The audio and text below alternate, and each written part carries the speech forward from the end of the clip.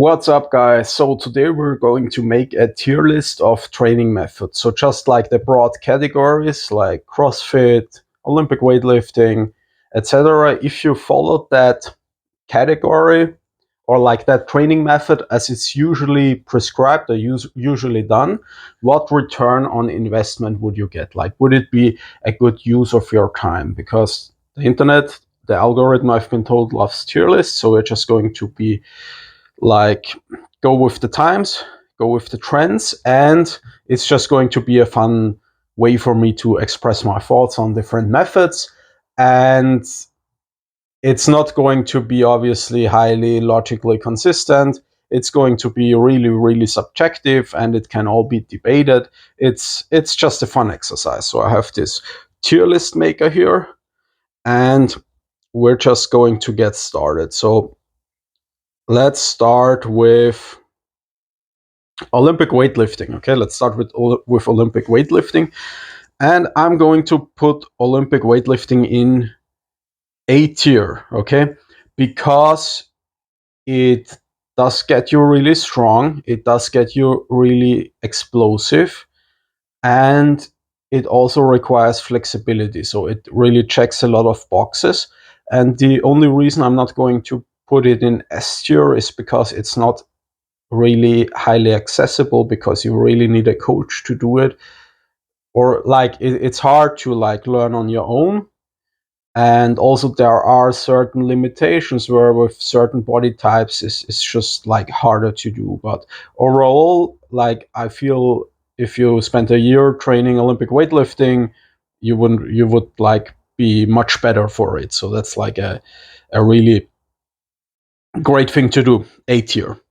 Okay, next let's do boxing. Okay, boxing I've included because a lot of people train boxing for fitness, and I'm not talking about its merits as a martial art. Obviously, it's a like really great martial art. I'm talking explicitly about boxing for general fitness, and I'm actually going to put this in B tier because you will get pretty fit from training boxing. You will cover a lot of boxes because you have usually the boxers have some aerobic capacity.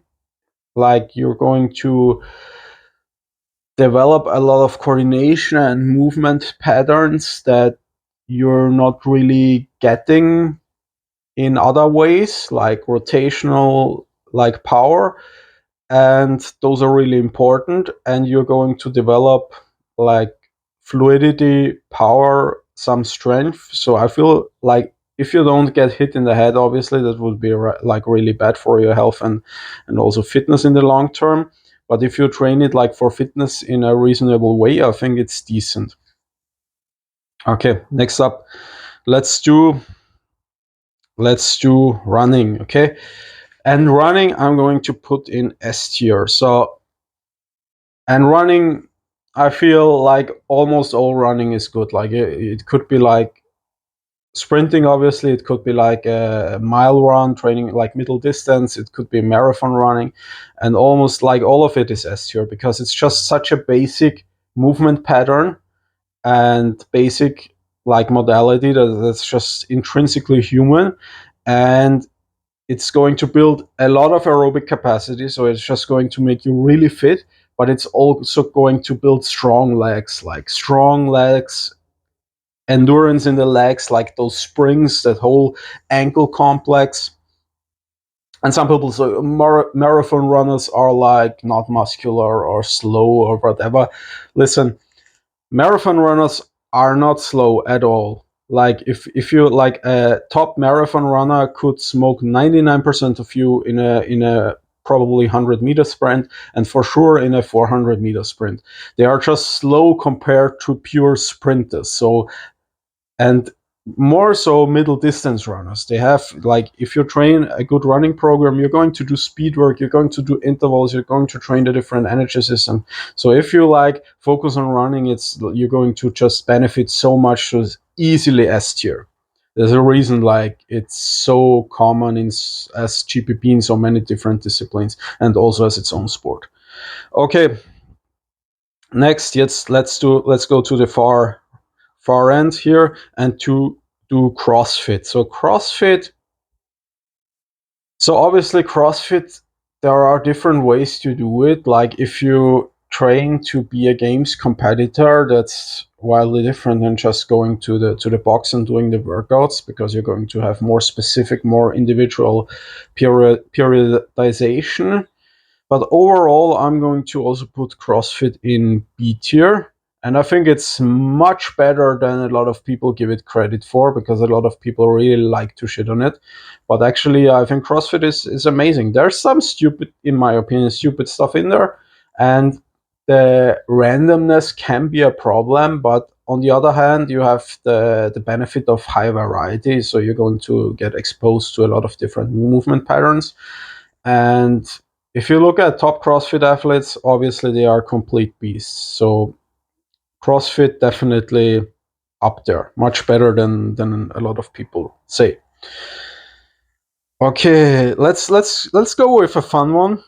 People are maybe going to hate me for this, but Brazilian Jiu-Jitsu, again, not its value as a martial art, but a lot of people say, "Oh, to stay fit, I go to BJJ 5 times a week." And I have to say that's D tier.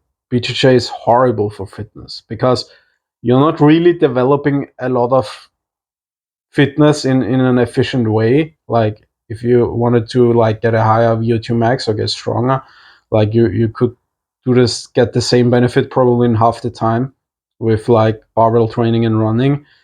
And on the other hand, the the rate of injury is so high. Like I probably don't know a single person who trained BJJ long term and didn't get injured. So injuries are part of the game. So I think in terms of return on investment, it's just very, very poor for fitness. So if you just want to get fit, it's not good. And obviously, like for martial arts, it's great. Like for self-defense or whatever, for fighting, by all means. Okay, let's do sandbag training next, because that's something I see is popular. People like who train predominantly with sandbags.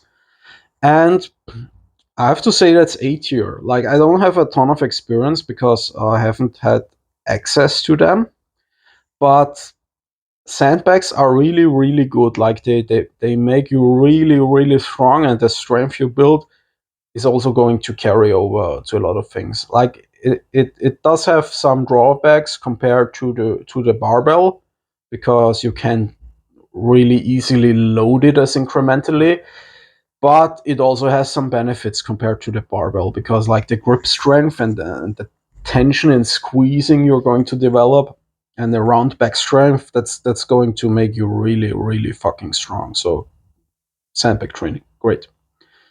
And let's do another unconventional one next, and that's going to be maces and clubs. So the things you see people swinging around, and I have to say that's only C tier. Okay, that's like really it does do some good things. Like it can be good for shoulder health, and you can train some like certain ranges of motions you usually don't train, but it's really just a complementary thing. And I haven't seen a lot of correlation, like people who are really good at, like, for example, swinging heavy maces.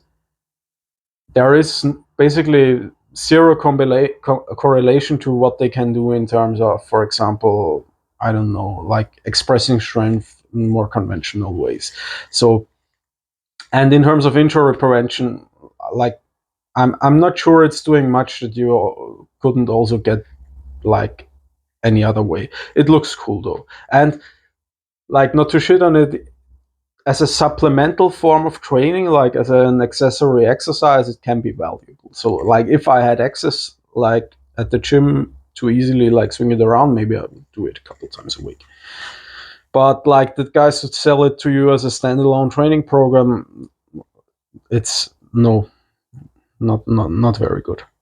Okay, next let's do Hyrox. And I actually hate that I have to do this, but I have to put Hyrox in A tier. Like I think the thing that like not puts it down a notch from S tier is the accessibility.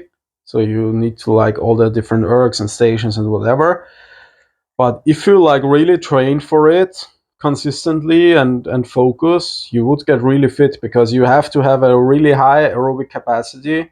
Also in like different like muscle groups, you have the ski erg, the row erg, so also the upper body is involved, and also you need some strength for the strength events. So it's actually good. Hyrox is good. Just a little bit goofy. Okay, next let's do hardstyle kettlebell training. So like here we have strong first. Okay, you do your simple and sinister and your, I don't know, rite of passage. And I actually have a lot of experience with those kind of programs, because that was my kettlebell background. Thankfully, I didn't do only that. And I have to say that's C tier. Okay, there are some good methods, some good protocols you can take from that. But the people who only train according to the strong first principles, for example, and only use hardstyle kettlebell training, for example, the master instructor guy from Strong First, who has done only simple and sinister for 10 years or so, they are all pretty unimpressive, to be completely honest. Don't hate, or write me some hate comments. It's going to help the algorithm probably.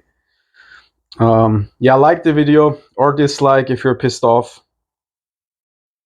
Next, let's contrast that with my favorite sport. Obviously, I'm super biased here, and that's kettlebell sport. And I'm going to put kettlebell sport in A tier, because if you actually train kettlebell sport like with a dedicated program and get to a point where you can do like biathlon or long cycle with 24s for 10 minutes, you're going to be pretty fit. Like if you can do like rank 1 or CMS, you're going to be pretty fit. And if you get to 10 minutes with 32s, you're going to be a beast. So it's like there's no doubt about it. Like strength, endurance, like I feel it builds muscular endurance unlike anything else. So like if you need it, for example, like military application where you have to carry shit and stuff, like I feel it's excellent for that. But also like basic strength, basic endurance, and yeah, like I said, if you get to 32s, you're a beast. And the reason it's not S tier is because, again, accessibility. So it's just going to, it's either getting a coach or figuring it out with a lot of trial and error. Okay, let's do cycling next. And I have to, where shall I put cycling? I'm going to put cycling in C tier. So cycling is excellent for building your aerobic capacity.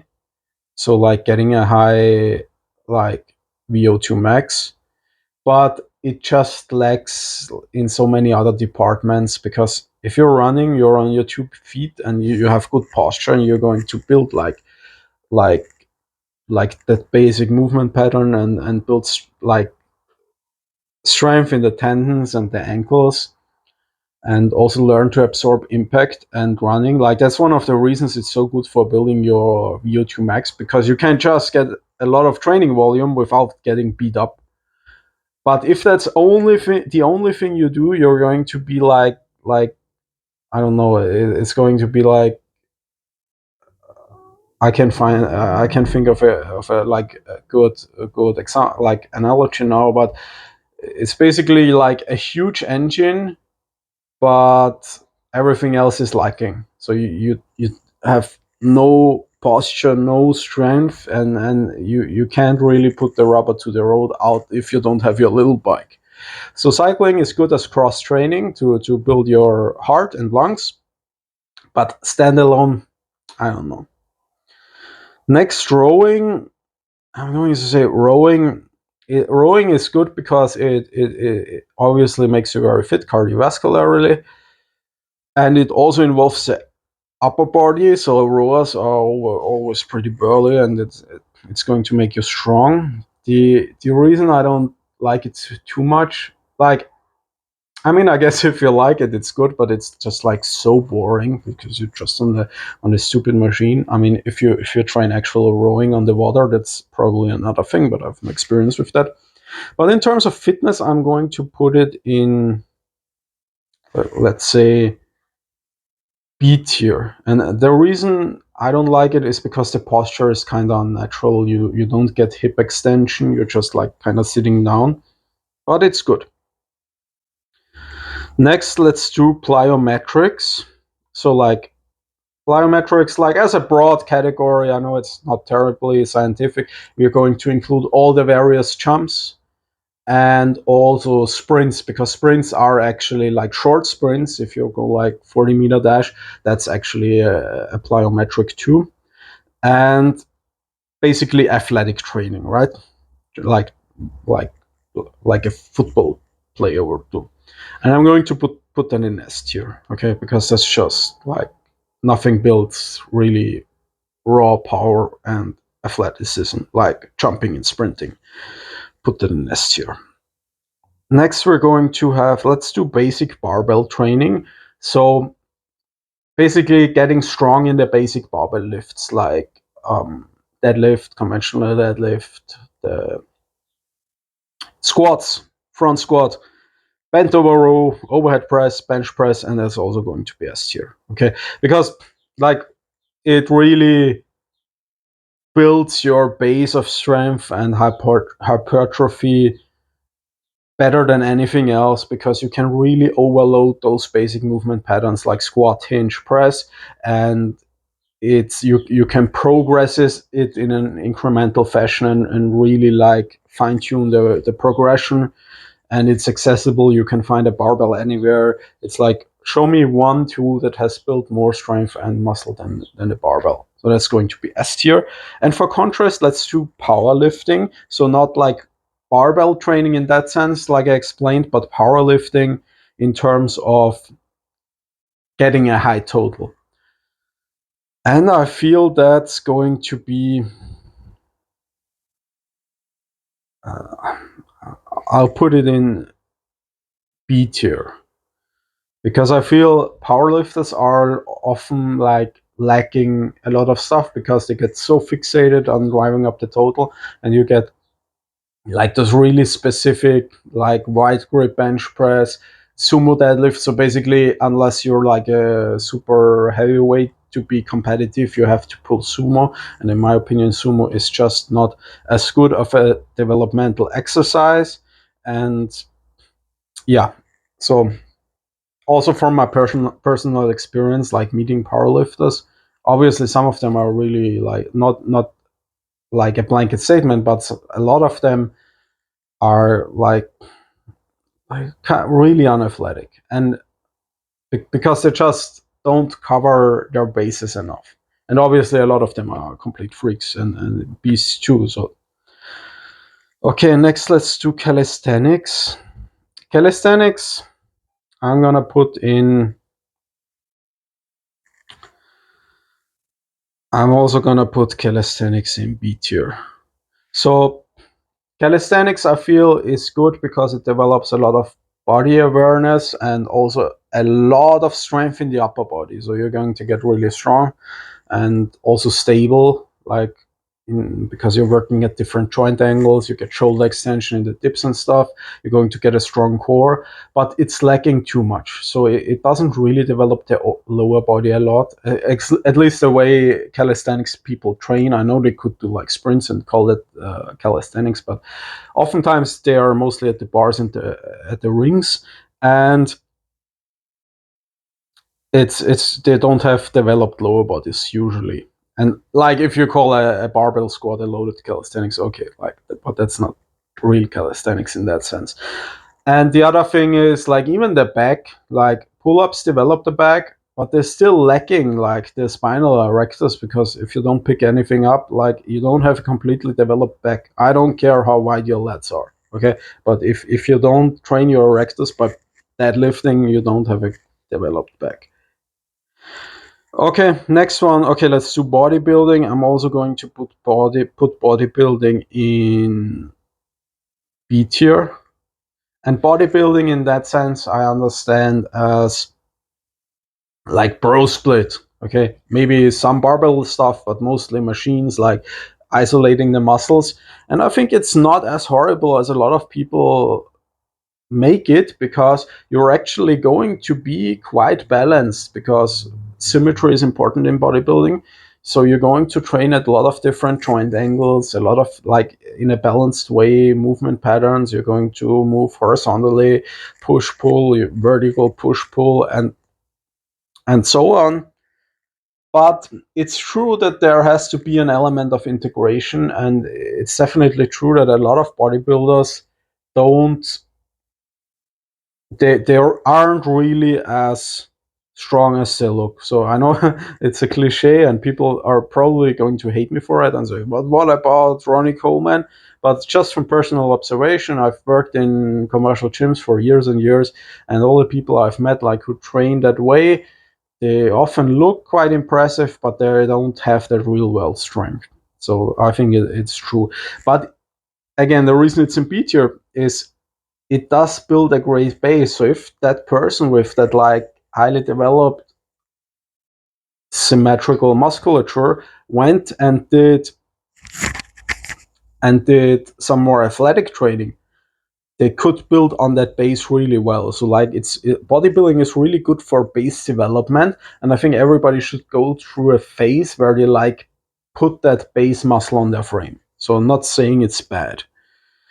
Next, let's do only two left. Let's do strongman in terms of training for strongman competitions. And I'm going to put that in A tier. So strongmen are obviously some of the freakiest athletes in the world. So that you have like your like professional strongman, Eddie Hall guys, who are like obviously the strongest men in the world, and they also have good conditioning. I mean, they are also full of drugs, but that's neither here nor there. So they are really scary motherfuckers. The reason it's not S tier is, for one, it's not super accessible, so you need like the equipment, and you also need probably coaching, because the information isn't like as easily accessible. But yeah, and the other thing is it's probably some of the events are quite specific. So like if you train for like a circus dumbbell lift, or like an Atlas stone, or even like the yoke carry is a good example. Like I'm not sure that's really like positive from a return on investment perspective, because you're putting all that load on your spine, and I don't think it carries over too much. But like if you train for strongman a year, you would become much more beastly than you are now. So it's definitely A tier. It's just not S tier in terms of everybody should do this. And the last one, I have like functional training, and as an example, I have the little bald guy from Functional Patterns, and I think it's also not as bad as a lot of people make it to be, because training those different movement patterns, and I actually worked with an elite Austrian athlete who did a lot of like functional training, not functional patterns, not an endorsement, because those guys are like a stupid cult. And actually, if you went into functional patterns, you would definitely get like less athletic and smaller and weaker, because they would just no SIBO you out of any productive training. But just functional training in terms of like training those rotational patterns, kind of kinetic chains, stability stuff. It's not as bad as like if you do it complementary. It's actually pretty good. So I'm also going to put that in C tier. Okay, so it's not horrible. It's just as a standalone method, not super effective. So here we are. We have our S tier. We have like running, sandbag lifting, plyos, and basic barbell training, and then it goes down from there. Yeah, I think I'm actually like happy with this. I think it's a fair assessment. Yeah, guys, if you have any questions, video ideas, let me know. And also, you can check out my hybrid startup pack, shameless plug, because that's basically exactly combining one of the most effective barbell programs I have, and I've personally developed that program in combination with aerobic base building and some plyometric stuff, all in one program. So that's combining 3 of the 4 S-tier training modalities, and you can check that out, buy the program, and become a beast. And with that being said, I hope you guys found it interesting, and I'm going to see you next time. Take care.